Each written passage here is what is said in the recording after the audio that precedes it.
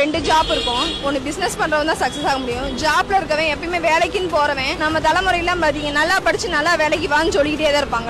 இருக்க ஜெனரேஷன் வரைக்கும் சொல்ற விஷயம் நல்லா படி நல்லா வேலைக்கு போ. வேலைக்கு போனா யாராவது சக்சஸ் அடைய முடியுமா? ஸ்டார்டிங்கே இவ்வளவுதான் பிக்சடா பண்ணி கொடுக்கறதா வேலைக்கு போறது. பிசினஸ் மார்க்கெட்டிங் அப்படிங்கறது நம்ம எவ்வளவு வேணாலும் அச்சீவ் பண்றது. பெரிய பெரிய பிசினஸ் மேன்லாம் இருக்காங்க இல்லையா, பரம்பரையா பிசினஸ் பண்றாங்க. அவங்க வாழ்க்கையில எவ்வளவு தூரம் அவங்க 4-5 தலைமுறைனால அச்சீவ் பண்ணிக்கிற அளவுக்கு அவங்களுக்கு கீழே வர ஜெனரேஷனையும். ஆனா வேலைக்கு போறவங்க ஜெனரேஷன்ல இருக்கவங்க ஒரு தாத்தா வேலைக்கு வரும், அப்பா வேலைக்கு வரும், பிள்ளை வேலைக்கு வரும், வேற வேலைக்கு வரும். அவங்க வாழ்க்கையில சக்சஸே காண முடியாது. பணம் பற்றாக்குறை இல்லாம இருக்கணும் அப்படின்னா அதுக்கு சிறந்த வழி பிசினஸா தான் இருக்கும். வேலைக்கு போறது சரியா வராது. வேலைக்கு போறவங்க நிலைமை எல்லாம் 15,000 அதிகம். அப்படி இருக்கப்ப ஃபேமிலியை ரன் பண்றதுக்கு பத்தாது. கவர்மெண்ட் 2020லயே 1 லட்சம் ரூபாய் சம்பளம் வாங்குறவன் மிடில் ஃபேமிலின்னு அறிவிச்சிருக்கப்ப இப்ப வரைக்கும் இப்ப இருக்க ஜெனரேஷன் வரைக்கும் டிகிரி முடிச்சவங்களும் சரி படிக்காதவங்களும் சரி ஸ்டார்டிங் 7,000 8,000 அதை விட்டா 5,000 அது தாண்டதே பெரிய விஷயமா இருக்கு. அப்படி இருக்கப்ப வேலைக்கு போனாலும் சம்பாதிக்கவே முடியாது. யார் ஒருத்தவங்க பிசினஸ் பண்ணி மார்க்கெட்டிங் பண்றாங்களோ அவங்க தான் வாழ்க்கையில பெரிய அச்சீவராகவே வர முடியும். பிசினஸ் பண்றதுக்கும் இன்வெஸ்ட் பண்றதுக்கும் நமக்கு தகுதி இருக்கணும். அந்த அளவுக்கு தகுதி இல்லைன்னா வாய்ப்பு யாராவது கொடுக்குறாங்களான்னு தேடி பார்க்கணும்.